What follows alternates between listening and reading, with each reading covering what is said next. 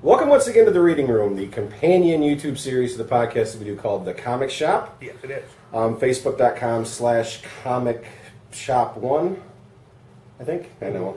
Give me that side. Anyway, I will put a link this time in the description below this video to the Facebook page for The Comic Shop, which is where you find the podcast every week, which is where you find basically a whole giant page load of wonderful geeky content that Jim and Scott do a wonderful job of curating.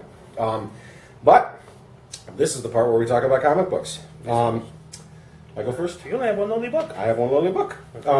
Today is May 28th, 2017, I should say. So, Charles, I did want to start out by saying, referring to X-O Man of War, I am still not going to be covering it this week. But an update on that front is I do have physical copies of the first 3 issues of the relaunch in the mail on the way to me. Next week is Valiant Week in the reading room. Let me tell you. Let me clip this real quick. All right, so I'll go first. Sure. So anyway, what it is I have not a huge collection of comic books, and a lot of the ones I do have were granted to me through the generosity of Brother Ed, who we've talked about before. And also, you should check out Brother Ed's podcast, I Am Your Father. I Am Your Father. And also the companion blog that he has. He wrote an excellent piece for Star Wars Day this year, for May the 4th. And it was very poignant, just about, because it was the 40th anniversary. He wanted to revisit that. But anyway, to make a short story long, as I am wont to do, a lot of the books I have are from Ed cleaning out his long boxes, or stuff that he gets in blind boxes that he doesn't want. He says, here, check out these books. And so, knowing that I'm set up to do the Valiant books next week, I reached into this bag. They're all bagged and boarded. I reached into this giant shopping bag full of stuff that I have. And I just blindly reached into the middle of the stack, and I pulled out a book. And I said, this is what I want to talk about. And I looked at the book, and I said, oh, this is what I'm going to talk about. And what I have is, it's a issue number 1 of the mid-'80s relaunch of The Question.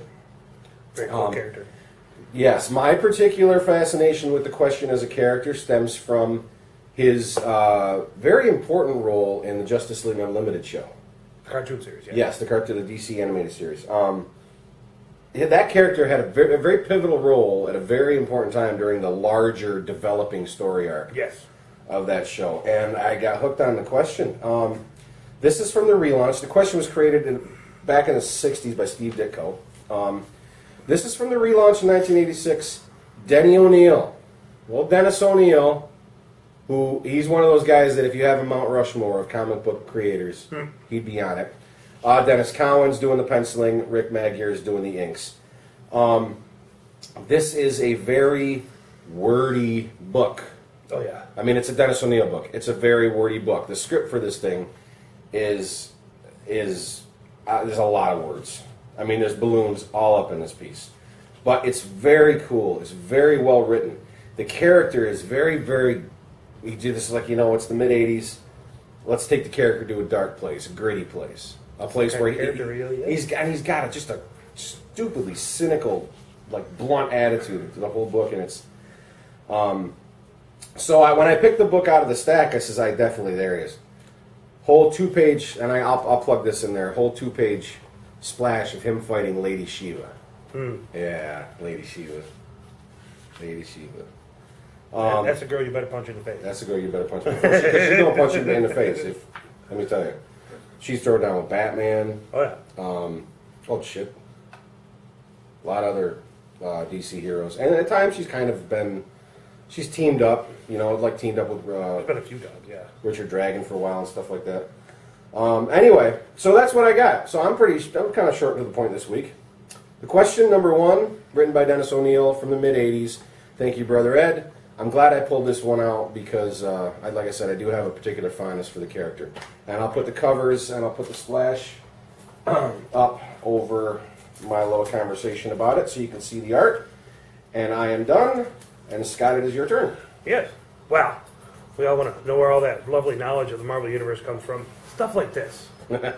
This is the official Marvel encyclopedia. It's a coffee table book. It very much is. And it's a very big book. Yes. Nice and thick. And there's a page on just about every character you've ever seen Not some for, of which you've never seen. not for nothing, but what'd you find inside the front cover?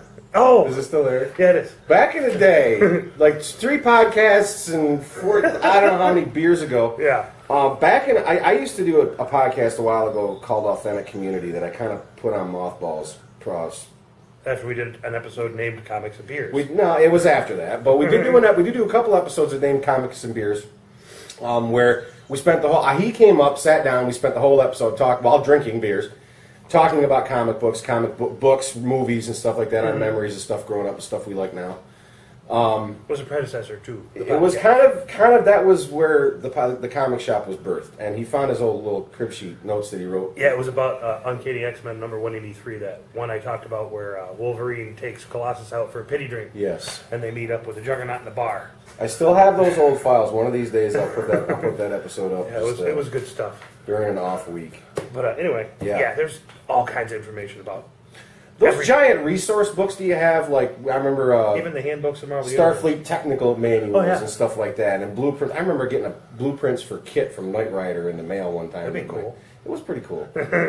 Those I love that resource material, the reference material that people write about this stuff. Yeah. It's cool. You do a deep dive on stuff. Yeah, well, wicked stuff. Yeah. And everybody knows that I'm a big fan of What If books. This is one of my particular favorites, is What If Spider-Man had become a murderer? And everybody knows classic Peter Parker Spider-Man origin story is he lets a guy go and ends up killing Uncle Ben. Mm-hmm. Well, this one he catches up with a guy and beats him to death inadvertently. He actually tries to perform CPR on the guy to bring him back. It didn't What work. if? Alternate versions of your favorite cut, yeah. Right, what if is the operative Right. word. But in this, it has him describing what happened, and he's in jail, spending time in prison for murder. Mm-hmm. And then he gets out, and Aunt May hands him the costume and says, "You go." It was great. Of course, there's a lot more meat and potatoes than that, but it was a really great read. And then, Yeah. talk about what ifs and mixing stuff up. We got Darkseid and Galactus, the Hunger. Yes. Everybody knows anything about Galactus. He's like a force of nature. And Darkseid not too far behind. Well, everybody knows what Galactus does. He sucks the life energy out of a planet. Well, they get there. He gets to Apocalypse and challenges Darkseid. Darkseid lets loose everything he's got at him. And a whole lot of parademons and people lose their lives. Only at the end of the book to find out there's no life energy out of There's no life Apocalypse. energy out of It all Apocalypse. went to New Genesis. It's all anti-life. Galactus says, "Well, why did you wage this war where all your people died?" He says, "Why do we do the things we do? You do what you do because you have to. And so do I." Yes. Yeah. Anyway, it was a great book. Black and white logic. Well, those two characters are Right. pretty much cut and dried. That is cool. Everyone loves a good crossover. Yes. There you go. And a crossover that's focused more on the villains than on the heroes. Big. Oh yeah, That's a nice Orion twist. gets beaten within an inch of his life by the Silver Surfer. And I was that's talking too- to him before we rolled, and I says I'd always bet on a Silver Surfer. Yeah. Always bet on a Silver Surfer. So it's good stuff. Okay. We'll have to dig further into the collection. Yeah. Yeah. All right. Well, I think that's good. We got it. All right. So that was the reading room, episode number 5. Like and subscribe. and share and all of this. Eric will put the happiness. taglines I'll down put the here. taglines down there. I'll put the link to the podcast. Yeah, honestly, seriously, feedback. We keep hammering this point, but it's because we enjoy it so much. It is the coolest thing about this podcast now that we get to start having regular kind of conversations with the people that are listening. Yes. Indirectly, but still, their input, they're part of the conversation, they're part of the magic. And then with this channel, if you like it, share it. Please share it. We want it to grow a little bit. We want tape on the cover.